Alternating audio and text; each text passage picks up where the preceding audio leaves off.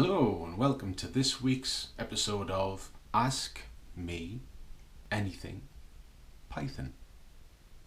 So this week we've got 3 questions and the first one is Subhajit Mukherjee says, "Hi Mike, thanks for the great tutorials. I just have one small query. If I have a model book that has many-to-many attributes in the author's module, do I have to define the index for that too? Or just create an index for the book's module if I want to search by the book title and also by the author name?" Well, first of all, you don't really have to create indexes. What you do need to do is you need to create a many-to-many relationship in your author's module, and then you can then create something called a related name, which will allow you to correctly name that so that it can be used from the books module. And I've made a little video just to demonstrate that, so that's what's coming up now. So here we are in models.py file, and we've defined 2 models, a book with a title and an author with a name. Then we've created a relationship, a many-to-many relationship for connecting these 2 objects together. So then we've said it's related to a book, but then in addition to that, we've also said it's got a related name of authors, so that when we do the opposite way around with books, instead of having to say author underscore set, which is what the default name would be, we can just say authors for books authors. We can now do a little bit of work with this. So the first thing we do is we go from books.models, import book and author. So let's create a book.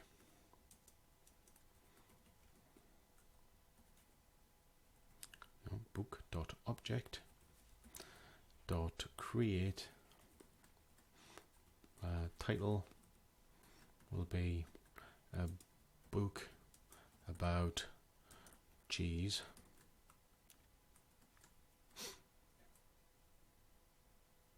Oh yeah, objects, not object. So that's our book, and we need an author. Actually, we'll make 2 authors just to demonstrate the point. So then we go author objects create Mike. Oh yeah, and then we'll have to set that name attribute to that. Let's create a second author and we'll call him John.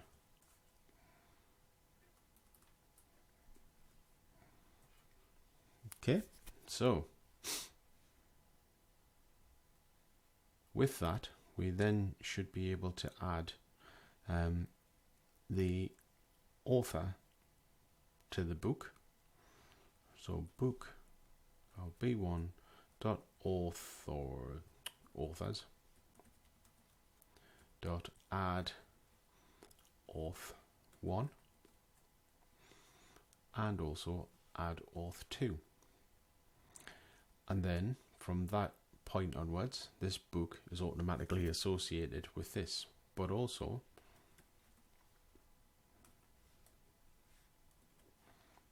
if we do the auth1 books all, it comes back with the book associated with it too.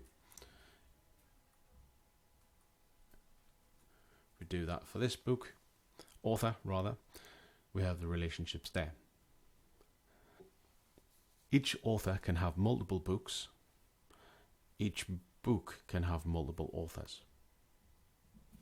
but there is no need to define any IDs, because under the hood, Django takes care of all of that. We've just got to think of things in terms of just being objects within the system. So when it comes time to actually filter these books and we do a search, the searches become very simple. The first thing we can do is we can do a multiple search, where we say from the book object filter, where the title is equal to book about cheese, and then we say authors __ name equals Mike, so we can be specific about who the author would be. So say we have two books called A Book About Cheese, but one's authored by Mike, and the other one's authored by John. Then we can be specific whose book we want.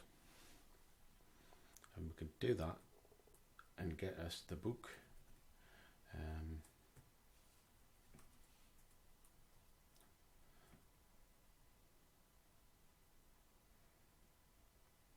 Oh yeah, book first. Right, now we're going to have to get the book title. Okay. We can also simplify that as well. We can just say, get me all the books authored by Mike, and that will give us an array filled with books. So we can drill down through the relationships using these __ attributes that we can assign. So by doing that, we're actually specifying this is the relationship, and this is the attribute of the relationship that we need to filter by. So that's that question. The next question is from Bruno Sullivan, and it says, I've been learning from your online series on YouTube, but I think I would like more in-depth help. Is there some course you run that I could join? Well, I do a number of online courses. There's obviously my Mike's Django tutorials website, where you can watch videos online whenever you fancy. I also do a number of online training sessions individually. In addition to that, I'm also organising some kind of group classes. Now, whether they'll be pitched towards beginners or intermediate or advanced users, that's entirely up to you. If you actually want to join in one of the courses, send me an email or a private message on here or on G+ or on Twitter even. Then we'll see if we can get you all included in there. I can usually host a Google Hangout where I can share screens and demonstrate the points and teach everyone all in one go. And I can get about 10 people into that at one time. So if you've got a group of friends and you all want to learn together, then that's an ideal opportunity for you to get involved. So give me a shout and I'll see what I can do for you. Next one is from Yakov Ibn Russell, saying, I've never understood this whole if __ name __ equals __ main __ business. Won't simply starting the say hello function do the same thing? So he's made a function inside his code. Correct me if I'm wrong, but the reason we do this is to prevent the code from being run automatically if we import it into another code file, i.e. it must be the program we are currently running. Yeah, that's right. Let's do a little short example and see if I can demonstrate what exactly happens if you don't do that. And that's coming up. Okay, so now we set up a little example here with a test_func.py file, where we define this basic function that just simply prints out our line with something added to it, and then we run this function.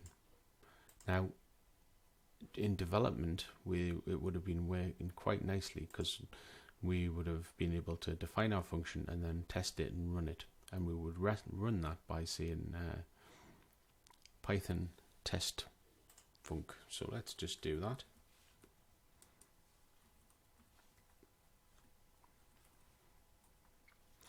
There you go.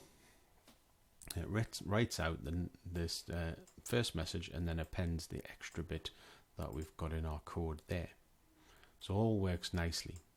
However, when we then start to import this file and use this extra function in some of our other code in different files, we have a different main file.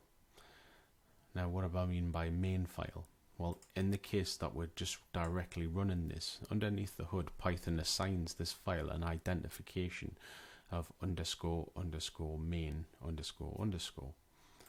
And that's the name of this file within Python's execution. So when we move over to this file and we import that module and we run this, then we actually run into a problem when we're importing it. I'm just going to quickly rework this because that's not quite right. So we've got from test func import star. Actually, let's just import that singular on its own because it's bad practice to do star.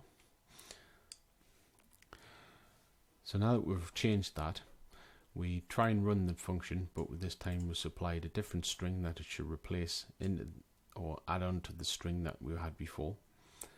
And this should show that it's executing from this file. However, what happens is that this file, because it's the main file that's been run, gets assigned the identifier as being __main__. So what we see is an unusual behavior when we try to run it in the terminal. So you get the first execution that was in our test _func.py, and that runs, but then so does the function that we called before. Now that might be what you want, but to be honest it probably isn't. So what we do to stop that from happening is, in our original file we use this if name equals main, and then we indent this code. So this now is basically saying, if this is the main file that's being executed, then run this function. If not, avoid it. So our expected behavior now is, when we run test func, it works, but when we run the import, it doesn't run that other section of code that we were just using to develop the function with.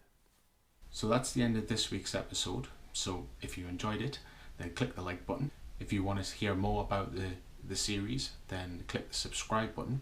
And thanks for watching.